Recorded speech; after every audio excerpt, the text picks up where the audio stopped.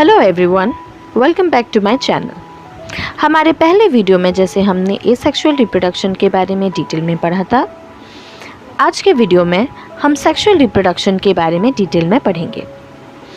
इस वीडियो में हम सेक्सुअल रिप्रोडक्शन क्या है, उससे जुड़े हुए कुछ इम्पॉर्टेंट टर्म्स, सेक्सुअल रिप्रोडक्शन में क्या क्या स्टेप्स होते हैं और सेक्सुअल रिप्रोडक्शन किन इवेंट्स को लेके होता है, इन सब के बारे में डिटेल में जानेंगे।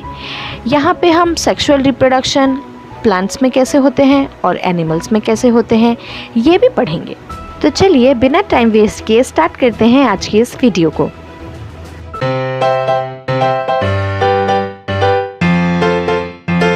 तो दोस्तों, जैसा कि मैंने पहले कहा कि आज हम पढ़ेंगे सेक्सुअल रिप्रोडक्शन क्या है, सेक्सुअल रिप्रोडक्शन फ्लावरिंग प्लांट्स में कैसे होती है और इन सब से जुड़ी कुछ इम्पॉर्टेंट टर्म्स। यहाँ पर मैं आप सबको एक बात कहना चाहूँगी कि जो CBSE और CHSE है, CHSE जो कि ओडिशा स्टेट बोर्ड है, यहाँ पे जो पहली यूनिट है बायोलॉजी की वो रिप्रोडक्शन इन ऑर्गेनिजम्स ही है और ये यूनिट बहुत वास्ट है। एक ही वीडियो में पूरे चैप्टर को, पूरे यूनिट को कवर अप करना इम्पॉसिबल है, तो हम छोटे छोटे वीडियोस में छोटे छोटे पार्ट्स करके इसको डिवाइड करके हम सब्जेक्ट को कवर करेंगे। तो चलिए दोस्तों, सेक्सुअल रिप्रोडक्शन को देखते हैं। सेक्सुअल रिप्रोडक्शन की अगर हम बात करें या फिर इसकी डेफिनेशन को अगर हम देखें तो it is a process in which involvement of sex organs takes place with multiple partners and fusion of two different gametes. मतलब यहाँ पे इन्वॉल्वमेंट ऑफ सेक्स ऑर्गन्स भी हैं, यहाँ पे इन्वॉल्वमेंट ऑफ मल्टीपल पार्टनर भी हैं और यहाँ पे क्योंकि मल्टीपल पार्टनर्स का इन्वॉल्वमेंट है तो वे अपनी अपनी ही टाइप के गैमेट्स को प्रोड्यूस कर रहे हैं। इसी के चलते यहाँ पे गैमेट्स की फ्यूजन की प्रक्रिया भी हो रही है। अगर हम एसेक्सुअल रिप्रोडक्शन के साथ इसको कंपेयर करें तो एसेक्सुअल रिप्रोडक्शन में इन्वॉल्वमेंट ऑफ सेक्स ऑर्गन था ही नहीं, वहाँ पे सेक्स ऑर्गन की कोई भी प्रकार की इन्वॉल्वमेंट नहीं थी, वहाँ पे मल्टीपल पार्टनर्स का भी इन्वॉल्वमेंट नहीं था, उसकी जगह वहाँ पे सिंगल पेरेंट और सिंगल इंडिविजुअल का इन्वॉल्वमेंट था, वहाँ पे फ्यूजन ऑफ गैमेट भी नहीं हो रहा था। तो इस हिसाब से अगर हम सेक्सुअल और एसेक्सुअल रिप्रोडक्शन की डिफरेंसेस को भी देख सकते हैं तो हमने देखा कि सेक्सुअल रिप्रोडक्शन में इन्वॉल्वमेंट ऑफ सेक्स ऑर्गन होता है, यहाँ पे मल्टीपल पार्टनर्स का इन्वॉल्वमेंट होता है और यहाँ पे fusion of two different gametes होता है और ये टू डिफरेंट गैमेट्स हमें वही दो मल्टीपल पार्टनर्स से मिलते हैं जो टू डिफरेंट पार्टनर्स हम लेते हैं। यहाँ आप स्क्रीन पे भी देख सकते हैं कि सेक्सुअल रिप्रोडक्शन एक प्रोसेस है जहाँ पे कि सेक्स ऑर्गन का इन्वॉल्वमेंट होता है और फ्यूजन ऑफ गैमेट होता है। इसके बाद हम देखेंगे कुछ important topics related to sexual reproduction. तो जो पहली टर्म हम डिस्कस करेंगे वो है सेक्सुअल डाइमॉर्फिज्म। यहाँ पे आप देख सकते हैं मैंने सेक्सुअल डाइमॉर्फिज्म की डेफिनेशन दी हुई है। तो अगर डेफिनेशन को देखें, differences in appearance between males and females of the same species।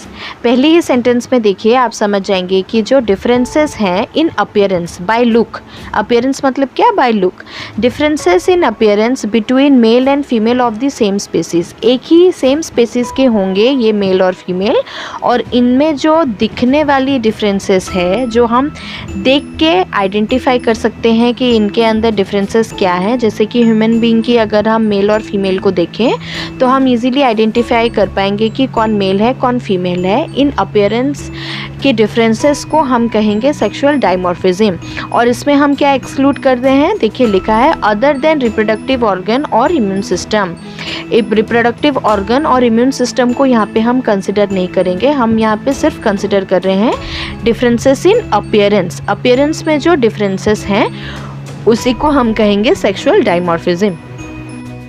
अभी हम देखेंगे सेकेंड टर्म को जो कि है मोनोशियस। अब मोनोशियस क्या चीज़ है, देखिए, if an individual has both the male and female reproductive organs in the same body, मतलब एक ही शरीर में अगर मेल और फीमेल दोनों ही रिप्रोडक्टिव ऑर्गन पाए जाते हैं, इस टाइप के इंडिविजुअल को हम कहते हैं मोनोशियस।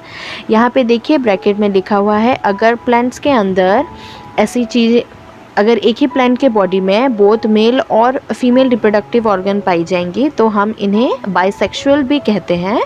और अगर इनवर्टिब्रेट एनिमल्स जैसे कि अर्थवर्म, इनको क्या कहा जाएगा? इनको कहा जाएगा हर्माफ्रोडाइट। तो मोनोशियस का मतलब क्या हम समझें कि सेम बॉडी होगी और उसी बॉडी में मेल और फीमेल रिप्रोडक्टिव पार्ट दोनों ही पाई जाएंगी। यहाँ पे प्लांट्स के एग्जांपल में देखिए मैंने चाइना रोज़ का एग्जांपल दिया हुआ है और एनिमल्स के केस में मैंने अर्थवर्म का एग्जांपल दिया हुआ है। अभी अगर हम तीसरी टर्म के बारे में बात करें तो डायोसियस। मोनोशियस और डायोसियस दोनों ही सुनने में सिमिलर लग रहे हैं, तो अभी जानते हैं डायोसियस क्या है। डायोसियस का मतलब है if an individual has only male और female reproductive part in the body. मतलब तो यहाँ हम जानेंगे कि मोनोशियस उस इंडिविजुअल को कहा जाएगा जिसकी बॉडी में बोथ मेल और फीमेल रिप्रोडक्टिव ऑर्गन और पार्ट रहेंगे, और डायोसियस हम उस इंडिविजुअल को कहेंगे जिसकी बॉडी में या तो मेल या तो फीमेल रिप्रोडक्टिव ऑर्गन रहेगी, दोनों प्रेजेंट नहीं होंगे। और अगर ये दोनों प्रेजेंट हैं तो हम उन्हें मोनोशियस कहेंगे। अभी चौथे हम टर्म को देखेंगे, तो चौथा टर्म है मोनोकार्पिक। मोनोकार्पिक का मतलब क्या है? Monocarpic are the plants that produce flowers or attain their reproductive phase once in their lifetime। यहाँ पे अभी मैं अगर याद दिला दूँ तो पहले वीडियो में हमने पढ़ा था कि लाइफ स्पैन क्या होती है। लाइफ स्पैन में हमने पढ़ा था 5 डिफरेंट फेजेस को। यहाँ पे हम लाइफ स्पैन की रिप्रोडक्टिव फेज की बात कर रहे हैं। जब आप मोनोकार्पिक देख रहे हैं तो यहाँ पे हम उनकी रिप्रोडक्टिव फेज को देख रहे हैं। तो यहाँ पे हमने क्या देखा कि प्लांट्स दैट प्रोड्यूस फ्लावर्स और attain their reproductive phase once in their lifetime. इन प्लांट्स में एबिलिटी होती है और इनमें ऐसा होता है कि वो अपने लाइफ टाइम में और लाइफ स्पैन में बस एक ही बार ही रिप्रोडक्टिव फेज को अटेंड कर पाएंगे। मतलब ये लोग एक ही बार अपने लाइफ में क्रॉप प्रोड्यूस कर पाएंगे या फिर रिप्रोड्यूस कर पाएंगे। तो यहाँ पे आप देख सकते हैं मैंने मोनोकार्पिक प्लांट्स की एग्जांपल दी हुई है, जैसे कि वीट, बैम्बू, राइस। यहाँ पे देखिए एक और बात कि जो मोनोकार्पिक प्लांट्स होते हैं उनके क्रॉप को हम एनुअल क्रॉप और बाइनियल क्रॉप्स भी कहते हैं। तो इसी के साथ ही हम 5th टर्म को भी अभी डिस्कस करेंगे जो कि है पॉलीकार्पिक। जैसे कि हमने पहले देखा मोनोकार्पिक, फिर पॉलीकार्पिक। पॉलीकार्पिक में क्या होती है कि प्लांट्स, उनमें एक एबिलिटी होती है कि वो एक स्पेसिफिक सीज़न और एक स्पेसिफिक टाइम में ईयर टू ईयर रिप्रोड्यूस कर पाएंगे। जैसे कि हम डेफिनेशन पढ़ लेते हैं कि the plants that reproduces every year at a certain season और those plants that do not die after flowering and fruiting. यहाँ पे हम अच्छे से समझ सकते हैं कि मतलब जस्ट मोनोकार्पिक के ऑपोजिट, जहाँ पे मोनोकार्पिक प्लांट्स क्रॉप प्रोड्यूस करने के बाद रिप्रोडक्टिव फेज से होते हुए वो क्या डायरेक्ट उनकी सेनेसेंस और डेथ हो जाती थी। यहाँ पे पॉलीकार्पिक प्लांट्स में क्या होती है कि रिप्रोडक्शन के बाद भी, फ्रूट और फ्लावरिंग के बाद भी ये लोग फ्रूटिंग और फ्लावरिंग के बाद भी, और मतलब रिप्रोडक्शन के प्रोसेस के बाद भी इन लोगों में डेथ नहीं होती और एजिंग नहीं होती। रेदर ये लोग एक स्पेसिफिक सीजन में ईयर आफ्टर ईयर वो लोग एवरी ईयर फ्लावरिंग और फ्रूटिंग करते हैं। जैसे कि हम एग्जांपल्स में देख सकते हैं orange, mango, apple, jackfruit. जैसे कि एक स्पेसिफिक सीज़न होता है, जैसे हम आम का सीज़न भी कहते हैं। एक स्पेसिफिक सीज़न में आम के पेड़ में फ्लावरिंग होती है, आम होते हैं, उसके बाद फिर फ्रूटिंग बंद हो जाती है। जैसे कि हम जून तक का महीना आ जाता है तो धीरे धीरे आम ख़त्म हो जाता है, फिर हम नेक्स्ट आम के सीज़न के लिए वेट करते हैं। तो इन टाइप के प्लांट्स को हम कहते हैं पॉलीकार्पिक प्लांट्स। और इन टाइप के प्लांट्स के जो क्रॉप होते हैं उनको कहा जाता है पेरिनियल क्रॉप्स। यहाँ स्क्रीन पे आप देख सकते हैं कि मैंने एक बॉक्स के अंदर लिखा हुआ है that a monocarpic shrub named Strobilanthes kunthiana, commonly known as kurinji or Nilakurinji, found in the Sola forest of the Western Ghats in southern India। देखिए स्ट्रोबिलैंथस कुंथियाना की एक स्पेशलिटी है कि ये एक मोनोकार्पिक श्रब है, और मोनोकार्प्स के बारे में हमने पढ़ा कि जब मोनोकार्पिक प्लांट के बारे में पढ़ा कि इन प्लांट्स की स्पेशलिटी होती है कि वो एक ही बार रिप्रोड्यूस कर पाएंगे।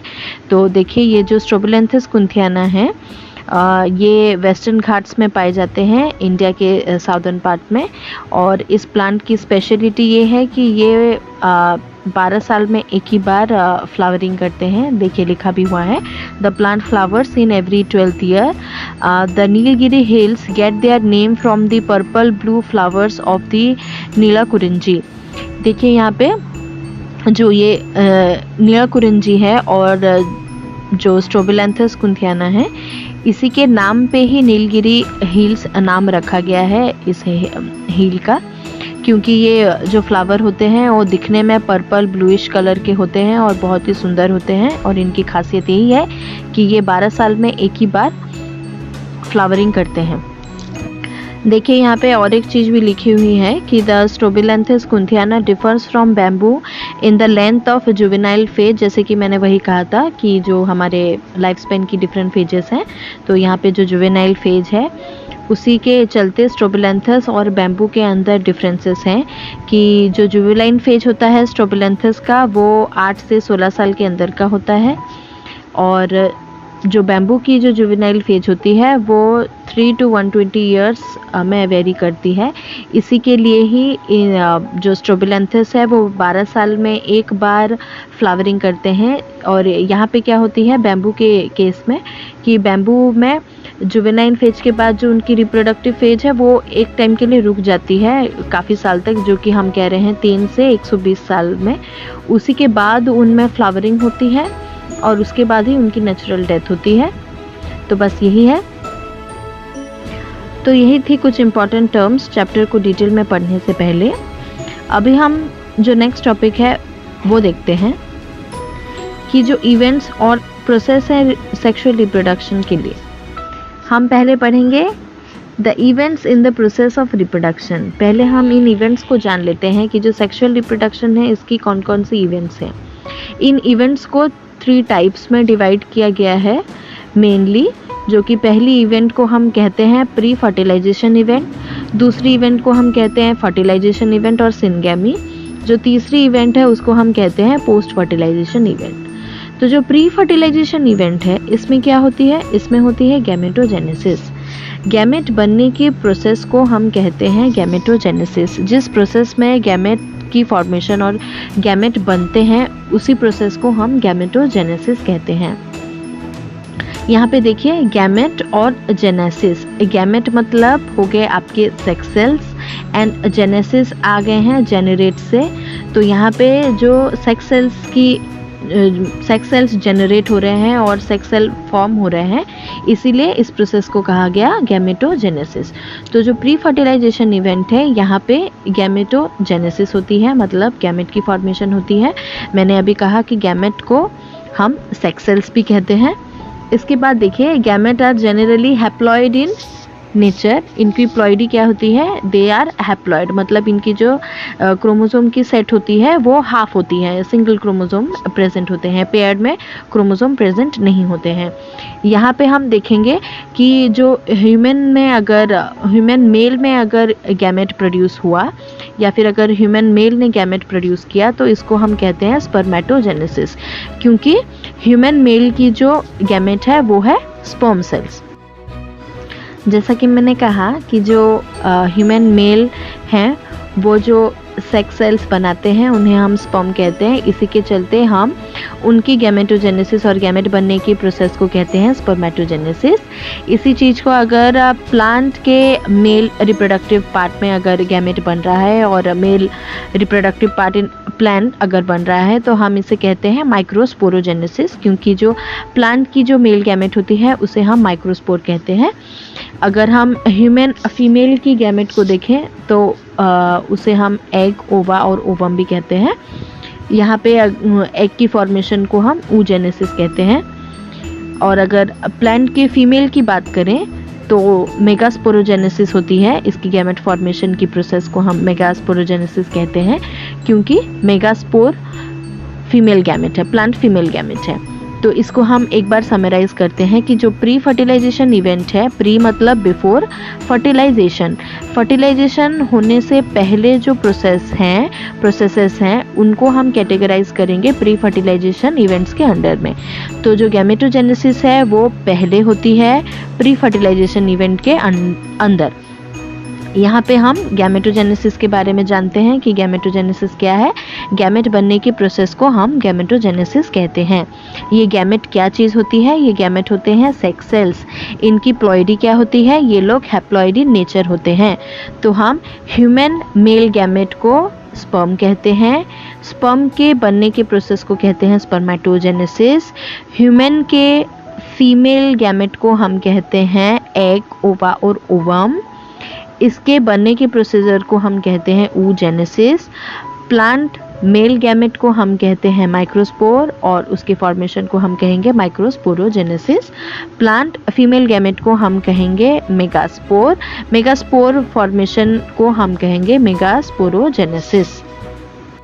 ये तो हो गई रिप्रोडक्शन और सेक्सुअल रिप्रोडक्शन की पहली इवेंट जो कि प्री फर्टिलाइजेशन, जहाँ पे कि बोथ मेल और फीमेल के रिप्रोडक्टिव पार्ट्स में गैमेट बन रहे हैं। अभी हम देखेंगे जो सेकेंड इवेंट है जिसे हम फर्टिलाइजेशन और सिंगैमी भी कह रहे हैं। फर्टिलाइजेशन में क्या होती है? जो प्री फर्टिलाइजेशन में जो मेल और फीमेल की बॉडीज़ में जो गैमेट बनी, फर्टिलाइजेशन में इन लोगों का मिक्सिंग होता है और फ्यूजन होता है जिसे हम फर्टिलाइजेशन कहते हैं। फर्टिलाइजेशन का मतलब ही होता है कि the fusion of male and female gamete, जहाँ पे कि फ्यूजन हो रहा है और मिक्सिंग हो रहा है टू फॉर्म जाइगोट। यहाँ पे जाइगोट फॉर्म होती है जिसकी प्लॉइडी होती है डिप्लॉयड। ये लोग डिप्लॉयड होते हैं, जहाँ पे कि उसका मतलब क्या है? जहाँ पे कि जो क्रोमोसोम्स होते हैं वो सेट में होते हैं और पेयर्ड क्रोमोसोम्स होते हैं। अभी हम देखेंगे जो तीसरी इवेंट है सेक्सुअल रिप्रोडक्शन की, वो है पोस्ट फर्टिलाइजेशन। पोस्ट फर्टिलाइजेशन मतलब फर्टिलाइजेशन के बाद वाले इवेंट्स को हम यहाँ पे कैटेगराइज करेंगे। तो फर्टिलाइजेशन के बाद क्या होती है? एम्ब्रियोजेनेसिस। एम्ब्रियोजेनेसिस मतलब क्या? जैसे गैमेटोजेनेसिस मैंने कहा, गैमेट के फॉर्मेशन को गैमेटोजेनेसिस कहा जाता है, उसी तरह एम्ब्रियो के फॉर्मेशन और एम्ब्रियो के डेवलपमेंट को हम कहते हैं एम्ब्रियोजेनेसिस। जैसे कि फर्स्ट स्टेज और प्री फर्टिलाइजेशन में हम लोग को गैमेट मिला, फर्टिलाइजेशन के इवेंट में वहाँ पे जो गैमेट हमें मिले थे उनका फ्यूजन हुआ और हमें जाइगोट मिला। पोस्ट फर्टिलाइजेशन इवेंट में हमें जाइगोट से डेवलप्ड एम्ब्रियो मिलेगा। तो फ्रेंड्स, आज की इस वीडियो में हमने जाना कि सेक्सुअल रिप्रोडक्शन क्या होता है। सेक्सुअल रिप्रोडक्शन से जुड़े हुए कुछ इंपॉर्टेंट टर्म्स को भी हमने देखा, जैसे कि sexual dimorphism, monocarpic, polycarpic, monoecious, dioecious, ये सब चीज़ें क्या क्या होती हैं। प्लस हमने सेक्सुअल रिप्रोडक्शन के इवेंट्स को भी देखा, pre fertilization, fertilization and post fertilization. Video को ज़्यादा और लंबा ना करते हुए हम आज की वीडियो को यहीं पे ख़त्म करते हैं। नेक्स्ट वीडियो में हम बात करेंगे स्ट्रक्चर ऑफ फ्लावर, जैसे कि हम sexual reproduction in flowering plants को ही कंटिन्यू करेंगे। हम स्ट्रक्चर ऑफ फ्लावर देखेंगे, फ्लावर की स्ट्रक्चर को डिटेल में पढ़ेंगे। और अगर आपको मेरी वीडियो और मेरे पढ़ाने का स्टाइल पसंद आया हो तो मेरे वीडियो को लाइक, शेयर और सब्सक्राइब करना मत भूलिएगा। मिलते हैं नेक्स्ट वीडियो में, तब तक के लिए बाय।